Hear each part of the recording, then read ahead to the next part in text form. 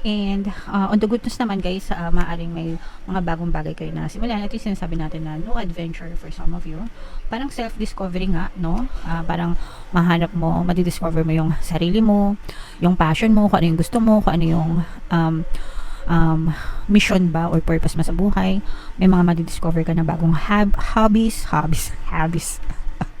Sorry guys, sorry. Mga bagong hobbies, ganyan.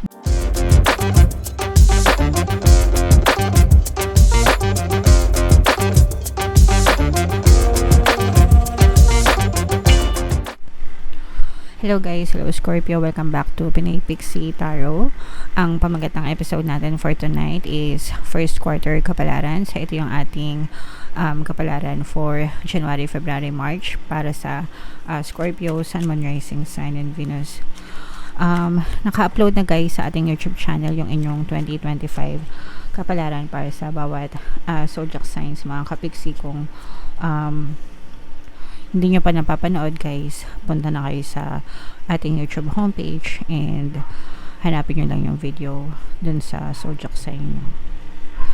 So Scorpio guys, ito yung mga mensahe sa inyo ni universe ngayong first quarter. Maaari nyo ma-experience mga kapiksi. This is both negative and positive. Unang-una, mag-ingat kayo mga kapiksi kasi maaaring may sumusumpa sa inyo, no? Lalo na kung meron kayong mga taong nakakagalit, mga kapiksi. Pwede rin yung mga taong naiinggit sa inyo guys. This is why very important talaga yung low key, no? I mean, in my opinion na, kasi sometimes kahit na wala naman tayong ginagawang hindi maganda sa ibang tao, di ba? Meron lang talagang ibang tao na sadyang inggitero or sadyang magagalitin, lahat na lang nakita sa'yo, ganyan. And much worse is kapag meron silang hindi magandang intention, no, na gustong gawin sa inyo, like yung mga palipad hangin or minsan yan pinapasumpa kayo or pinapagawan kayo ng mga black magic or rituals na hindi magaganda guys, okay? So, para maiwasan nito mga kapiksi, syempre kailangan nyo magdasal, humingi ng protection, and protektahan nyo yung sarili nyo. Huwag kayong masyadong pumasok sa isang sitwasyon na feeling nyo is magkakaroon ng trigger ng hate, no, ng anger, ganyan. So, iwasan nyo yung mga magugulong sitwasyon, in short, para hindi kayo mapahamak mga kapiksi. Okay? Sometimes pagka minamalas din kayo sa buhay, sometimes kasi generational curse din yun. Let's say for example, baka yung ninuno mo, lolo or lolo lola, ganyan. Baka meron silang nakagalit, no, na sinumpa yung buong angkan nyo. So yun yung tinatawag na generational curse, mga kapiksi. Okay. And then, for some of you naman guys, ito naman sobrang positive nitong dalawang ito. For some of you, dahil bagong taon, mga kapiksi, no, maaari ka magsimula ng bagong cycle ng buhay mo, bagong adventure, exploration, no. Kumbaga, hanapin mo yung sarili mo, hanapin mo kung ano yung magpapasaya sa'yo, yung mga mission mo, purpose mo in life. So, medyo exciting. For some of you, maaaring mag-travel din talaga kayo. Bahagi din ito ng parang self-discovery nyo mga kapiksi. Para mas makilala nyo pa yung sarili nyo and mas matutunan yung mahalin and i-appreciate yung sarili nyo. Magkaroon kayo ng confidence sa sarili nyo. So, 2025 first quarter is all about you, mga kapiksi. Alright? So, meron tayong self-love, subliminal dito sa ating channel. Guys, pakinggan nyo yun. Every day, kahit once a day lang mga kapiksing, makatulong para maboost yung confidence nyo guys. So, tingnan natin yung ganap sa inyo, Scorpio, ngayong first quarter. Shuffle natin ito guys. Habang sinashuffle ko to, panoorin nyo muna yung video natin regarding sa ating paano mag-manifest ng abundance video course. Kapiksi, sawa ka na ba sa mga struggles at hirap sa buhay mo? Masipag ka ba at masikap sa buhay ngunit hindi ka pa rin umaasenso? Ilang beses ka na bang nag-attempt mag-negosyo at mag-invest pero palagi ka pa rin nalulugi? Sa pagkakataon na ito ay maaaring may subconscious beliefs ka na nagiging balakid sa iyong pag-unlad at pagyaman. Introducing, paano mag-manifest ng abundance video course. Dito ay matututunan mong ma-overcome ang mga balakid mo para tuluyan ka ng umunlad, umasenso, sumagana, maging matagumpay, successful at maswerte sa iyong kabuhayan, pera, trabaho, negosyo, salapi at kaperahan ng bonggang-bongga. Dali, mag-send na ng email sa pinoypixie@gmail.com at simulan na ang iyong pagyaman ngayon. Alright, so sa lahat ng gusto mag-avail ng course guys, yung promo natin ngayong December, una magbibigay tayo ng 15% discount. Pangalawa, magbibigay din tayo ng free 3-in-1 pampaswerte sa subliminal, sa pampaswerte sa buhay, sa pera at saka sa love life mga kapiksi. Avail nyo na, sobrang ganda guys. And meron din tayong bagong course, paano mawala ang third party at magkaroon ng harmonious na relationship para mawala yung mga kabit ng mga jowa nyo guys. 20% discount until December 31, kaya mag-avail na kayo mga kapiksi. So, Scorpio guys, kayo ay represent ng Queen of Cups. Ito guys, medyo nalilito kayo, no? There are a lot of people na nakapaligid sa inyo. Meron ditong presence ng water sign, Cancer, Pisces, Scorpio. Actually, lahat, no? Water sign, air sign, lahat ng element, lahat ng zodiac signs, mga kapiksi. Earth sign at saka fire sign. So, yung iba sa inyo guys, especially ito, feeling ko sikat yung iba sa inyo, baka nasa social media din kayo, baka influencer din kayo, vlogger, ganyan, kaya maraming tao na nakapaligid sa inyo. And yung iba, although wala naman akong nararamdaman na negative energy dito sa reading na to, pero dahil maraming ang tao na nakapaligid sa inyo, maaring may mga naiinggit sa inyo na siyang nagpapalipad hangin sa inyo mga kapiksi.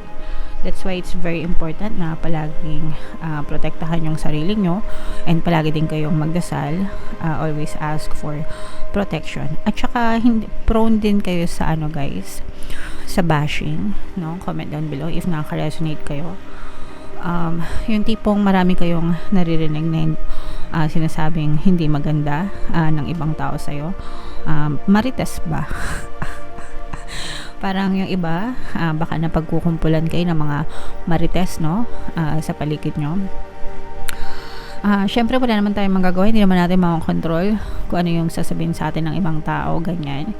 Kaya dead ma lang, lalo na kung hindi naman kayo guilty and wala naman kayong ginagawa masama sa kanila. Pwede nyo guys pakinggan yung ating panghalina subliminal kung kayo ay babae. Para maging maganda yung pagtrato, yung tingin at pagtrato sa'yo ng ibang tao, mga kapiksi. So, mga katulong yun para magkaroon kayo ng harmonious relationship sa kanila guys, okay? So, yun yung nakikita natin dito sa first spread. Kailangan wag yung patulan yung mga nambabash sa inyo mga kapiksi. Kasi yung mga nambabash sa inyo guys, parang feeling ko pinoprovoke kayo. Parang binibigyan nyo sila ng dahilan, no? Para lalo nila kayong i-bash. So, iwasan nyo yan mga kapiksi para hindi kayo mapahamak. Okay?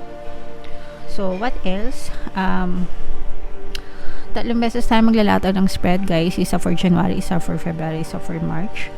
Pero anytime sa loob ng first quarter, pwede nyo itong ma-experience. So, sa negative guys, may mga away dito, no? May mga conflict with other people. Yun yung sinasabi ko sa inyo na madaming tao sa paligid nyo. So, hindi lahat ng tao magugustuhan yung ginagawa mo. Yung iba parang nakabantay sa inyo, no?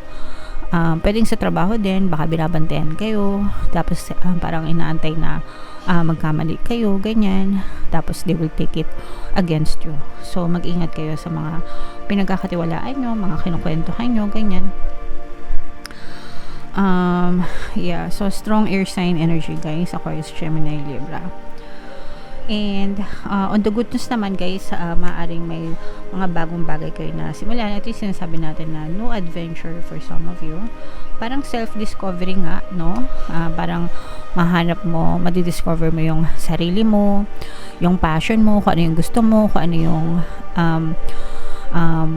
mission ba or purpose mo sa buhay. May mga madidiscover ka na bagong hobbies. Sorry guys, sorry. Mga bagong hobbies, ganyan, na pwede nyong gawin, tapos pagkakalibangan nyo, tapos eventually, you will fall in love with it, and para magiging bahagi siya ng buhay nyo. Okay? And yung iba naman sa inyo guys, nagmamanifest kayo ng business. Kung kayo ay may negosyo na mga kapiksi, sa first quarter ng 2025, magkakaroon niya ng progress pag-usad, guys, no?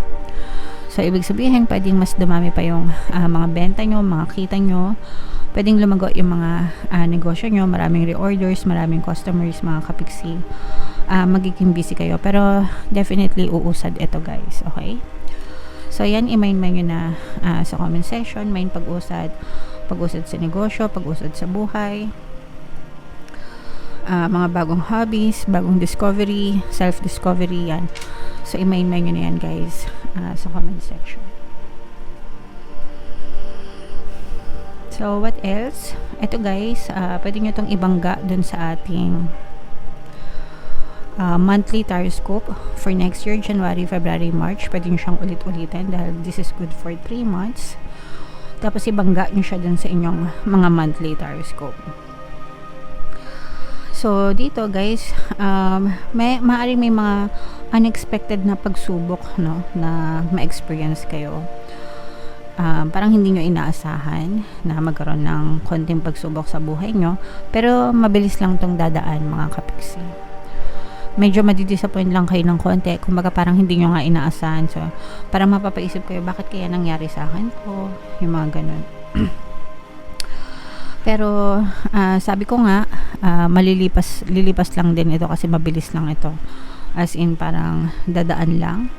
So, sabihin nyo na lang, guys, this too shall pass. Lilipas din ito. And, pag nilipasan nyo naman yan, mga kapiksi, meron din kayong time na mag-heal and makarecover naman. Yung mga may sakit sa inyo, guys, kung nakaka-experience kayo ng sakit,